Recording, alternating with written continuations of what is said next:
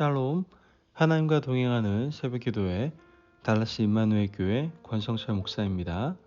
오늘도 하나님과 동행하며 풍성함을 누리시는 저와 여러분 되시길 주님의 이름으로 축복합니다. 오늘 말씀은 사사기 9장 50절에서 57절까지의 말씀입니다. 아비멜렉이 데베스에 가서 데베스에 맞서 진치고 그것을 점령하였더니 성읍 중에 견고한 망대가 있으므로 그 성읍 백성의 남녀가 모두 그리로 도망하여 들어가서 문을 잠그고 망대 꼭대기로 올라간지라. 아비멜렉이 망대 앞에 이르러 공격하며 망대 문에 가까이 나아가서 그것을 불사르려 하더니 한 여인이 맷돌 윗짝을 아비멜렉의 머리 위에 내려던져 그의 두개골을 깨뜨리니 아비멜렉이 자기의 무기를 든 청년을 급히 불러 그에게 이르되 너는 칼을 빼어 나를 죽이라. 사람들이 나를 가리켜 이르기를 여자가 그를 죽였다 할까 하노라 하니 그 청년이 그를 찌르매 그가 죽은지라. 이스라엘 사람들이 아비멜렉이 죽은 것을 보고 각각 자기 처소로 떠나갔더라. 아비멜렉이 그의 형제 70명을 죽여 자기 아버지에게 행한 악행을 하나님이 이같이 갚으셨고 또 세겜 사람들의 모든 악행을 하나님이 그들의 머리에 갚으셨으니 여룻바알의 아들 요담의 저주가 그들에게 응하니라. 아멘. 하나님의 말씀입니다. 여러분, 이 사람들의 말과 행동의 영향력은 생각하는 것 이상일 때가 참 많습니다.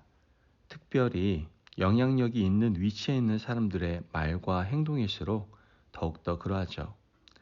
무심코 내뱉은 말이라 하더라도 사람을 살릴 수도 있고 죽일 수도 있는 무시무시한 힘을 가지게 됩니다.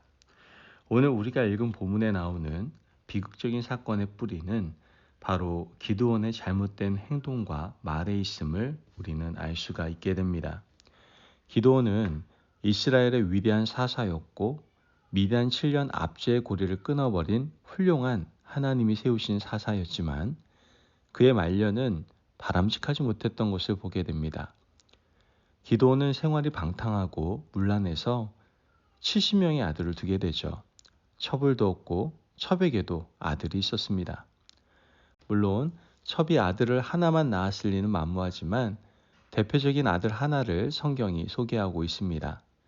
사사기 8장 30절에서 31절 말씀을 보면 기드온이 아내가 많으므로 그의 몸에서 낳은 아들이 70명이었고 세겜에 있는 그의 첩도 아들을 낳았으므로 그 이름을 아비멜렉이라 하였더라.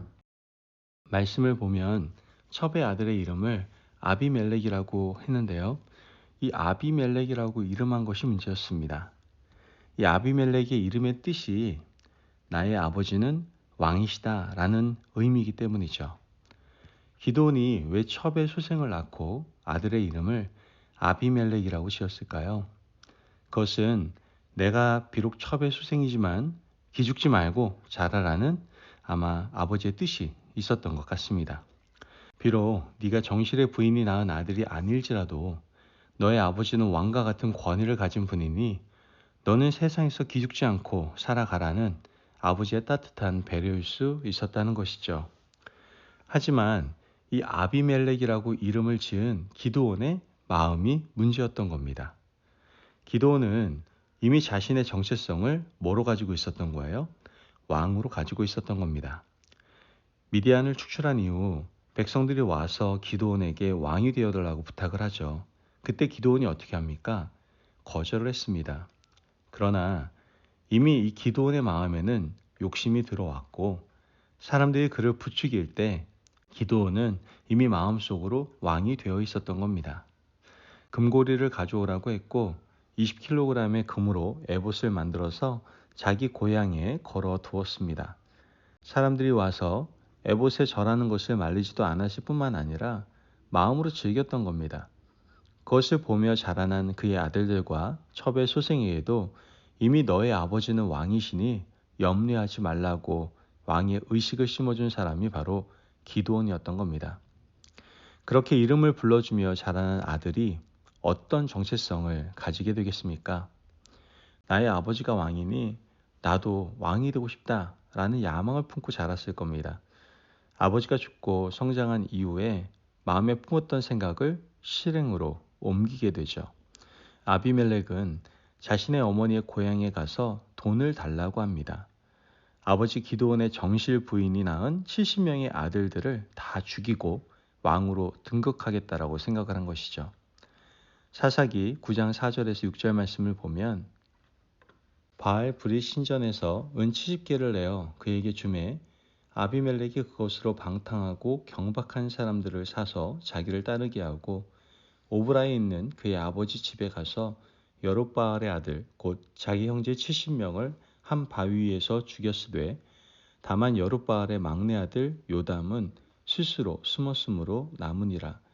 세겜의 모든 사람과 밀로 모든 족속이 모여서 세겜에 있는 상수리 나무 기둥 곁에서 아비멜렉을 왕으로 삼으니라. 말씀을 보면 은 70개를 받고 은 하나에 사람을 하나 사서 불량배를 모았습니다. 불량배들에게 현상금을 걸고 기드온의 정실 부인들이 낳았던 아들 70명을 살해합니다. 69명은 죽였는데 한 명, 즉 요담은 도망을 가게 되죠. 그 후에 아비멜렉은 세겜에서 스스로 왕이 되었습니다. 얼마나 비참하고 무시무시한 일입니까?